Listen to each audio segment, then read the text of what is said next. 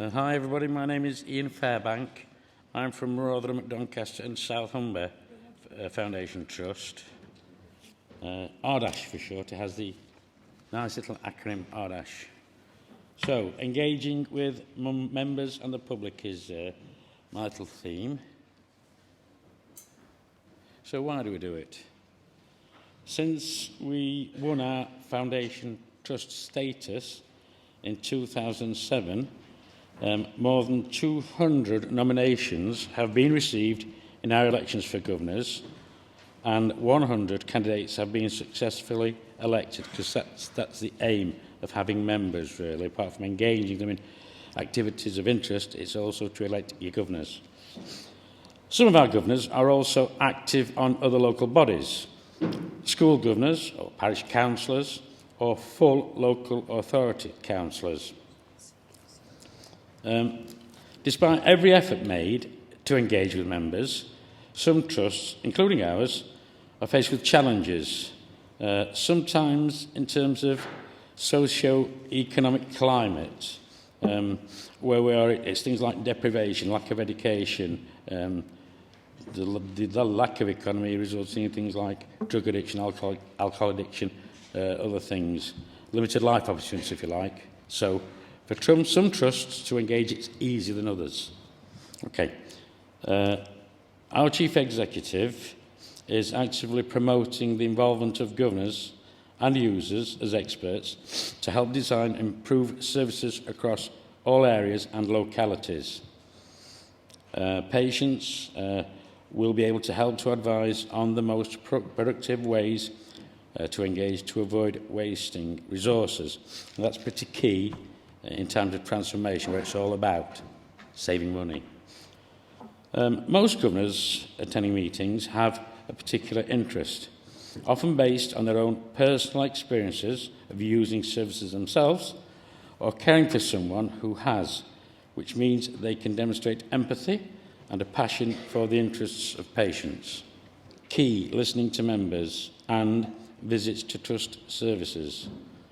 So organised governor visits are a good opportunity to engage with staff and patients in an informal way, which is always rewarding. You always learn a lot.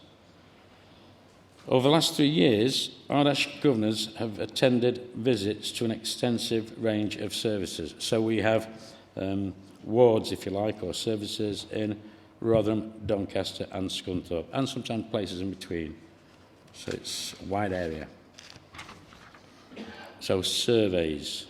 Our membership and engagement staff, we've actually got one, provide as many opportunities as possible to recruit and engage with members. She's really good, though. It is often disappointing when members choose not to be involved, but it's all about offering them the opportunities in the first place. We believe that members need to understand that they can play a pivotal part in the improvement and development of local health services through their membership. So providing a range of ways for members to contact governors. Governors can be contacted then in a number of ways. However, members will often only contact governors when they have an issue to raise, a complaint normally. Our monthly drop-in sessions for members are sometimes really good, but sometimes members don't turn up at all, and that is disappointing. There are several organised trust events throughout the year in the different localities, Christmas fairs or Easter parade, summer fairs, and they do provide an excellent opportunity for governors to network with patients, carers, staff and the wider community. So these events happen regularly throughout the year in the different localities and are generally very well attended and successful. So some of our governors are active in local organisations such as Health Watch and others. Others may attend local care groups, several of those, not just one. Most people looking for information these days will go straight to an organisation's website. So our website is fairly interactive, but work is progressing to make it more user-friendly and to enable users to access opportunities to feedback their view or to be more involved much more easily.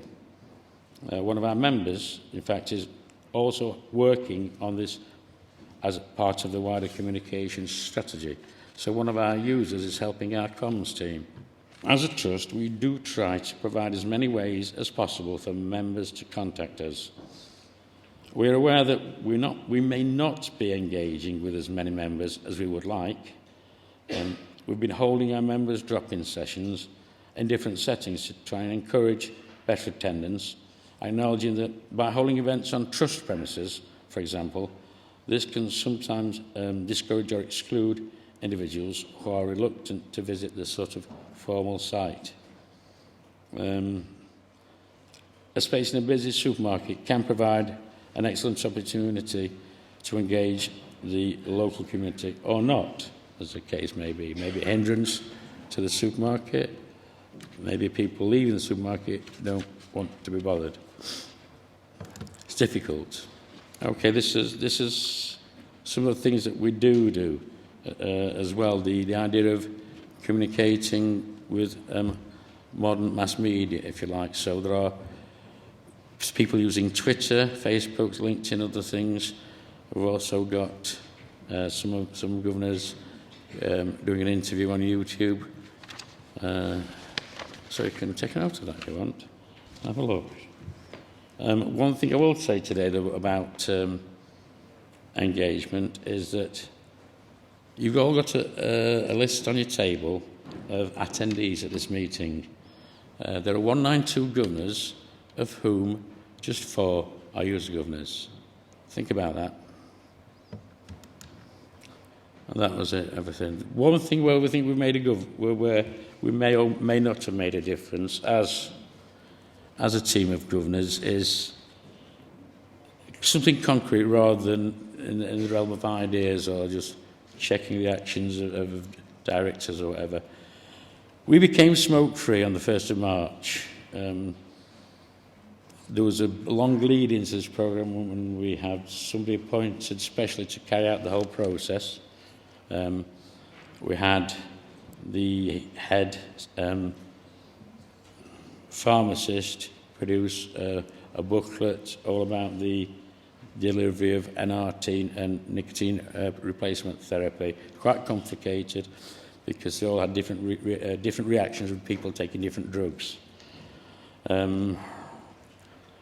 One of the things about our trust is that we manage the local hospice. It doesn't belong to us, the building doesn't belong to us, but we manage it, and it's on our site.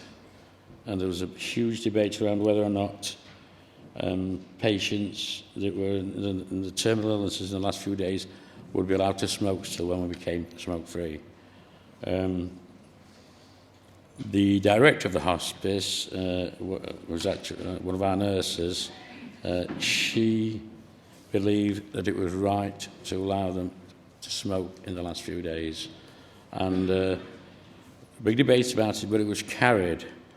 Now, I think that's okay, because if you look at what's happening in hospices throughout the country, that is just normal practice. The issue was just the fact that we were a smoke-free site. Anyway, so that's what we do in Ardash. Okay.